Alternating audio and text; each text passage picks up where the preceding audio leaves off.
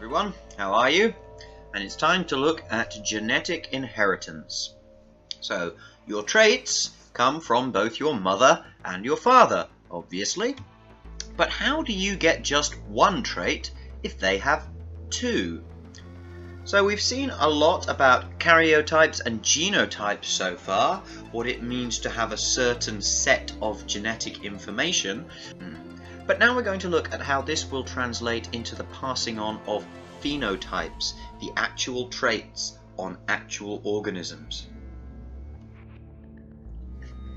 So this is Gregor Mendel, often called the father of genetics, possibly because he was a monk, although I think father is priest, but still, he was an Austrian monk born in 1882, and he's called the father of genetics because he was the first person to seriously investigate the passing on of traits. And he experimented with pea plants, and he discovered many of the rules of heredity that we still use a lot. Today, we often still call these the laws of Mendelian inheritance. So, what was his experiment? Well, Mendel actually studied 7 different characteristics of pea plants, but we will just look at one of those. But all of the experiments were done in similar ways. Some pea plants are naturally tall, and others are naturally short. And Mendel took some of these and bred them together to form hybrids. Hybrids, which is the crossing of two organisms with different genetic traits. So he took a tall plant and bred it with a short plant. And what happened? Well, all of the plants that grew from these crossbreeding experiments were tall. There were no short plants in there. But next, Mendel crossbred the crossbreeds. So he crossbred the hybrids with each other and saw what happened. And this time, 3 out of every 4 plants were tall, and then 1 was short. And this led Mendel to a hypothesis. So Mendel noticed that in the first generation of breeding, the short characteristic disappeared, but only in the first generation. When he crossbred the crossbreeds, he found he had 1 short plant, and his hypothesis was that there are 2 parts that decide each trait, and Mendel called these alleles. And why did he think that? Well, let's look at it on the next couple of slides. So in each organism, for each characteristic, Mendel thought, there is a strong allele and a weak allele. And there the strong allele is a capital H, and that makes tall plants, and then the weak allele is a lowercase h, and that makes short plants. And when we grow new plants, we need 2 parent plants. And you probably know about how plants fertilize each other, and 2 different plants can do this, but sometimes the same plant can fertilize itself. Either way, the plants that we grow from this are called daughter plants. So inside every organism are 2 alleles for each trait, and the strong allele we call dominant and the weak allele we call recessive. And Mendel's hypothesis was that if either allele is dominant, then the daughter will have the dominant characteristic. And if there is no dominant allele, then the daughter will have the recessive characteristic.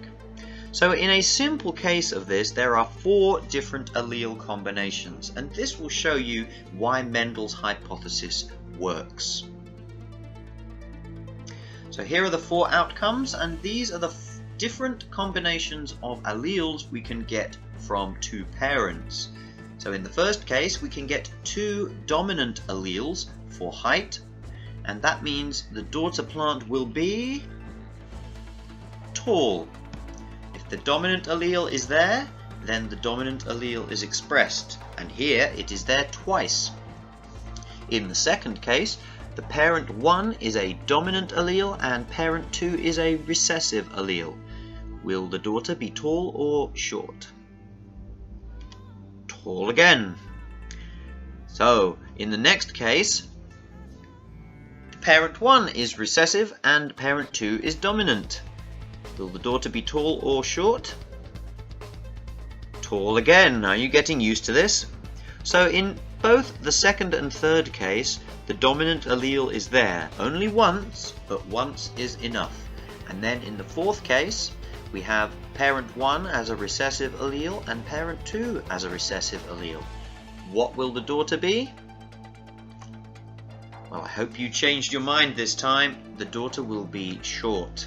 And this shows how Mendel could get 3 tall plants for every short plant in the second generation of his breeding. And the reason for that is the combinations. In the first case, where we have 2 dominant alleles, then the 2 alleles are the same. And if you have 2 recessive alleles, such as in the fourth case, again, the 2 alleles are the same. And if this is the case, then we call these a homozygous pair, or a homozygous pair of alleles. 2 alleles which have the same strength. And then in the cases 2 and 3, where we have a dominant and a recessive together, where the alleles are different, that means we have a heterozygous pair of alleles. And heterozygous pairs mean that the organism is a carrier of the recessive allele, even though they only show the dominant trait. So that means it is possible for heterozygous allele pairs to lead to recessive traits in the offspring, in the children of that particular organism.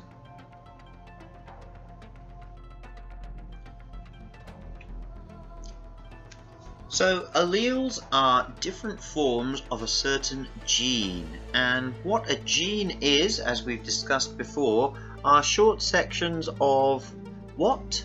They are short sections of DNA, and then these short sections are combined into longer strings which we call chromosomes.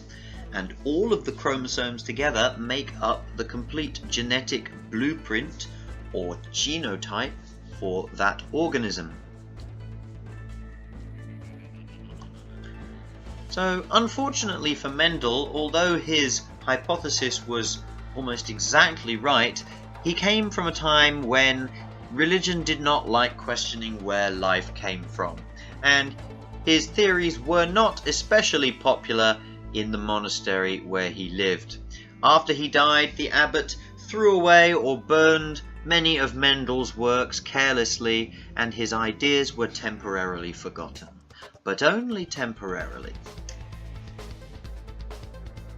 So we'll leave our first part of the discussion of inheritance there for today, but as always, there is an excellent crash course video on this subject, Crash Course Heredity, in which Hank Green is joined by his special guest star and brother John, and you can check that out if you'd want a slightly more in-depth talk about the subject. But that's all from me, and bye-bye for now.